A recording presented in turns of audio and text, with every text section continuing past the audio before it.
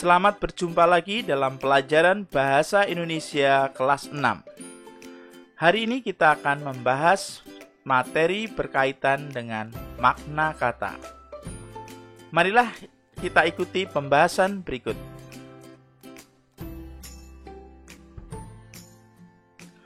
Makna kata dalam bahasa Indonesia merupakan hubungan antara ujaran dengan arti dari sebuah kata. Makna kata juga dapat diartikan sebagai maksud yang terkandung dari sebuah kata, baik itu dalam bentuk kalimat maupun paragraf. Secara umum, makna kata terbagi menjadi beberapa jenis, antara lain makna leksikal, makna gramatikal, makna konotatif, makna denotatif, makna sinonim, makna antonim, makna homonim, makna homofon, dan makna homograf. Mari kita simak pembahasan berikut. Yang pertama, makna leksikal. Istilah leksikal berasal dari kata leksikon yang artinya kamus. Makna leksikal diartikan sebagai makna yang terdapat di dalam kamus atau mengikuti tulisan kamus. Jadi, makna leksikal adalah arti kata berdasarkan Kamus Besar Bahasa Indonesia (KBBI). Contohnya, doa artinya permohonan, harapan, permintaan atau pujian. Kursi dalam kamus artinya tempat duduk berkaki empat dan bersandaran. Kata tangan dalam kamus artinya anggota badan dari siku sampai ke ujung jari atau dari pergelangan sampai ke ujung jari. Kata lelah dalam kamus artinya penat, letih, payah, lesu, dan tidak bertenaga. Yang kedua, makna gramatikal. Makna gramatikal merupakan makna kata yang timbul karena proses tata bahasa Indonesia atau gramatika. Misalnya, ada 3, yaitu proses afiksasi, yaitu dengan penambahan imbuhan, reduplikasi atau pengulangan, dan komposisi atau penggabungan kata. Kita simak yang pertama, makna kata gramatikal dengan proses afiksasi. Yang dimaksud adalah proses pembentukan arti kata baru dari bentuk dasarnya karena adanya penambahan imbuhan, baik awalan yang disebut dengan prefiks, akhiran atau sufiks, maupun konfik, imbuhan gabung. Contohnya, kata jatuh artinya terlepas atau meluncur ke bawah. Ketika kata jatuh mendapatkan imbuhan menjadi terjatuh. Seperti pada kalimat berikut.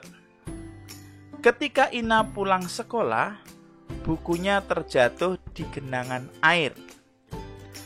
Makna gramatikal dari terjatuh menjadi tidak sengaja jatuh. Jadi imbuhan mengubah arti kata dasar yang artinya terlepas atau meluncur ke bawah menjadi tidak sengaja.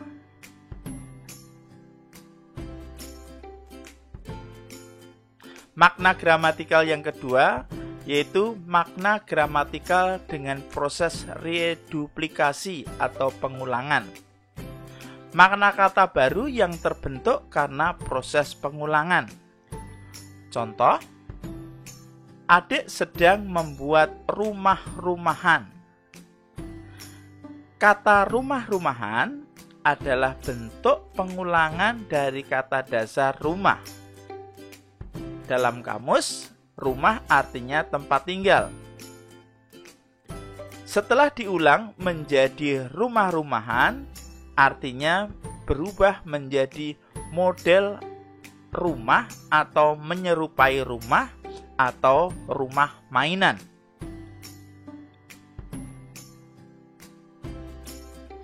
Yang ketiga, makna gramatikal dengan proses komposisi atau penggabungan dua kata. Komposisi adalah proses penggabungan kata dasar dengan kata dasar. Biasanya berupa kata dasar maupun bentuk berimbuhan. Contohnya, kata baca dan kata tulis. Kata baca memiliki arti sendiri, begitu pula kata tulis. Digabungkan menjadi satu, yaitu kata baca tulis. Kata pulang dan kata pergi. Dua kata yang berbeda digabungkan menjadi satu, membentuk arti baru, yaitu pulang pergi. Kata merah dan kata jambu digabungkan menjadi merah jambu. Kata lapang dan kata dada digabungkan menjadi lapang dada, yang artinya sabar. Kata lapang artinya luas atau lebar. Ketika kata lapang diletakkan pada kalimat, saya harus lapang dada dalam menghadapi masalah, makna gramatikal dari kata lapang berubah menjadi bersabar.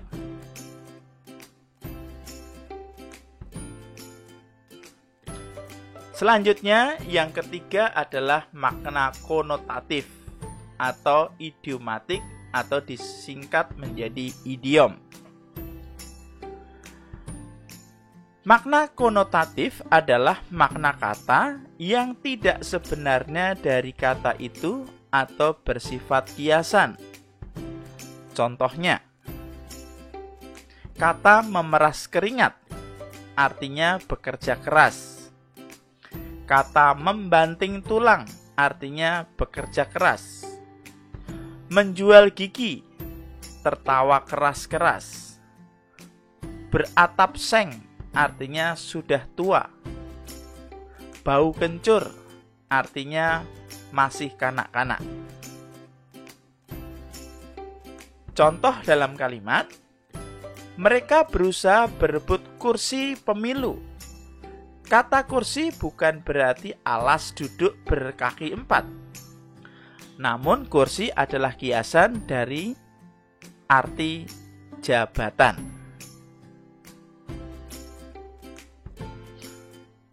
Makna yang keempat adalah makna denotatif. Makna denotatif adalah makna yang mengandung arti atau pengertian yang sebenarnya sesuai dengan kamus. Biasanya, makna denotatif diterapkan dalam komunikasi resmi atau dalam penulisan karya ilmiah. Contohnya, bunga itu sudah tumbuh di taman. Kata bunga mengandung arti sebenarnya, yakni bagian tumbuhan yang akan menjadi buah dan memiliki kelopak.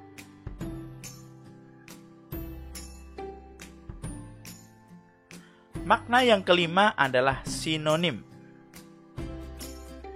Sinonim adalah dua kata yang memiliki makna yang sama. Makna yang memiliki persamaan makna atau padanan kata. Contoh, bertemu itu sama artinya dengan berjumpa. Hewan sama artinya dengan binatang. Buruk sinonimnya jelek.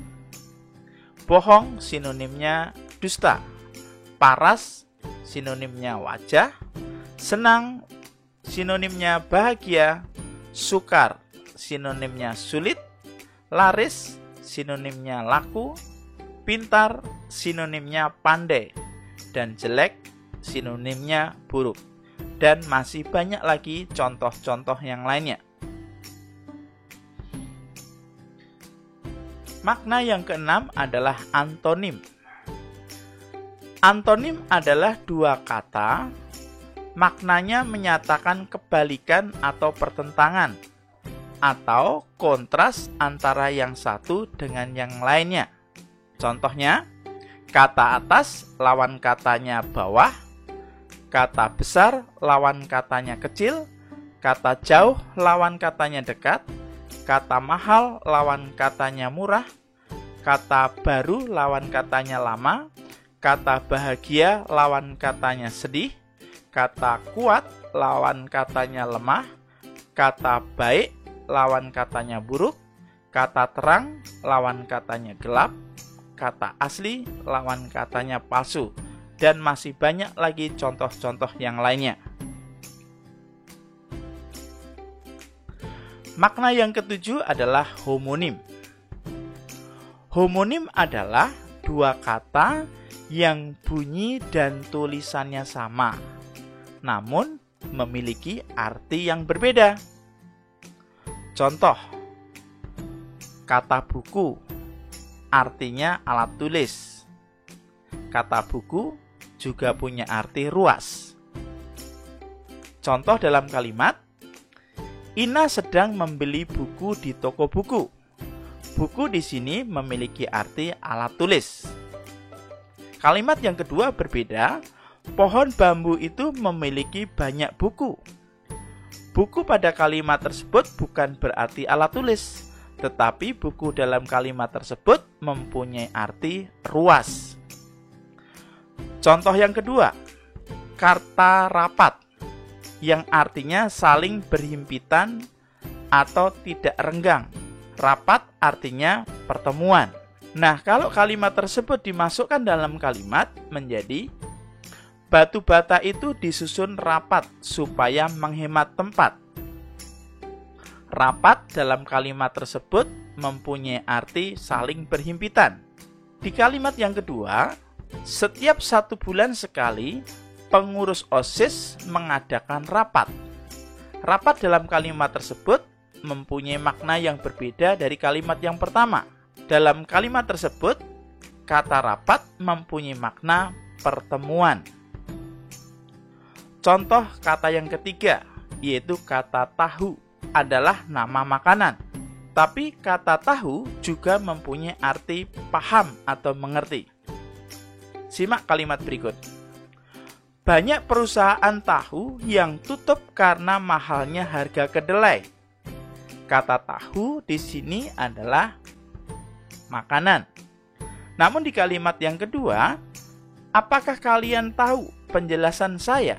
Kata tahu dalam kalimat kedua mempunyai arti paham atau mengerti. Makna kata yang kedelapan adalah homofon. Homofon adalah dua kata yang bunyinya sama tetapi tulisan dan artinya berbeda. Contoh, kata bank menggunakan K yang artinya tempat menabung. Bank pakai huruf G yang artinya kakak. Perhatikan kalimat berikut. Ibu sedang mengambil uang di bank. Kalimat yang kedua, sedang apa di sini, Bang? Bank kalimat pertama mempunyai makna tempat untuk menyimpan uang. Sedangkan bank pada kalimat kedua menunjukkan arti kakak. Contoh yang kedua, kata masa menggunakan satu huruf S artinya waktu. Kata masa menggunakan double S yang artinya jumlah banyak orang atau besar. Di bawah Raja Hayam Wuruk, Kerajaan Majapahit mencapai masa kejayaan. Masa ini artinya menunjukkan waktu. Pada kalimat kedua, massa membanjiri lapangan untuk melihat pertunjukan sirkus. Kata massa pada kalimat tersebut mempunyai makna banyak orang. Makna kata yang ke-9 adalah homograf.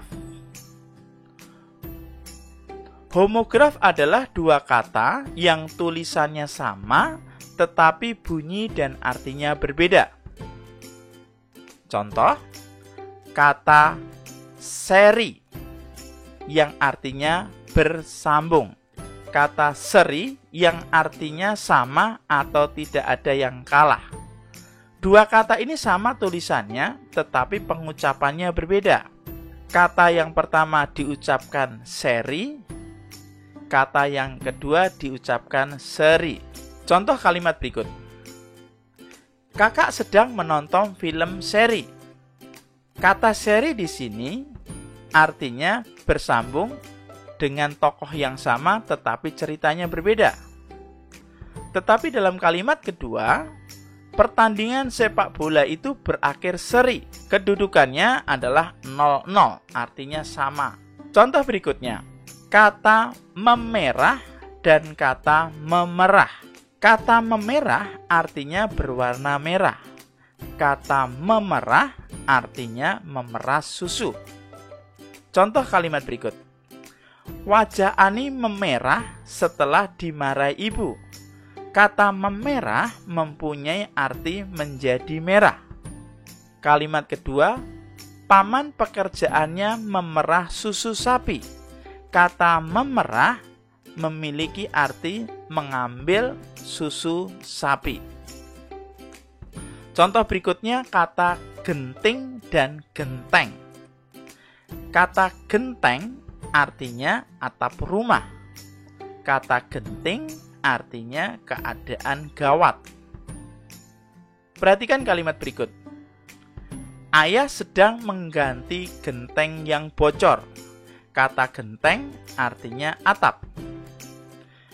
Kalimat yang kedua, kita harus bersikap tenang dalam situasi genting apapun. Kata genting dalam kalimat tersebut artinya gawat.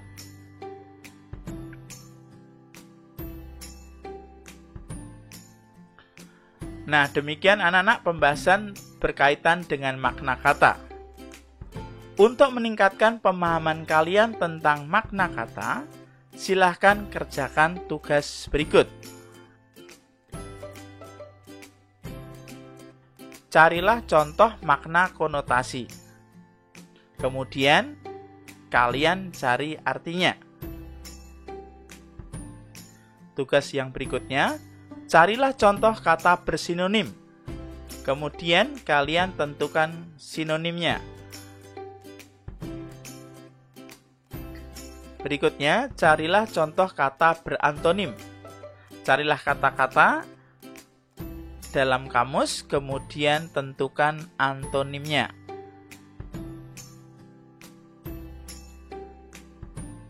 Tugas berikutnya, carilah contoh makna kata berhomonim. Kalian tentukan dua kata yang berhomonim, kemudian buatlah dua kalimat berdasarkan kata tersebut, kemudian kalian cari arti kata yang berhomonim tersebut.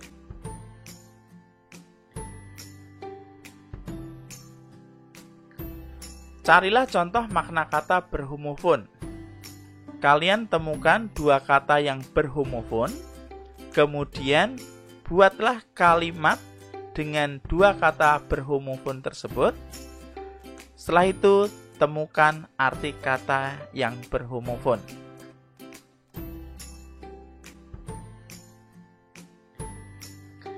Carilah contoh makna kata berhomograf. Temukan dua kata yang berhomograf, kemudian kalian buat dua kalimat dengan kata berhomograf. Lalu, kalian temukan arti kata berhomograf tersebut.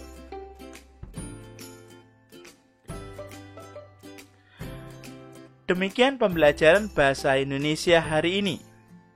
Semoga materi pembahasan berkaitan dengan makna kata dapat membantu pemahaman dan dapat meningkatkan pengetahuan kalian. Terima kasih. Sampai jumpa dalam pelajaran bahasa Indonesia selanjutnya.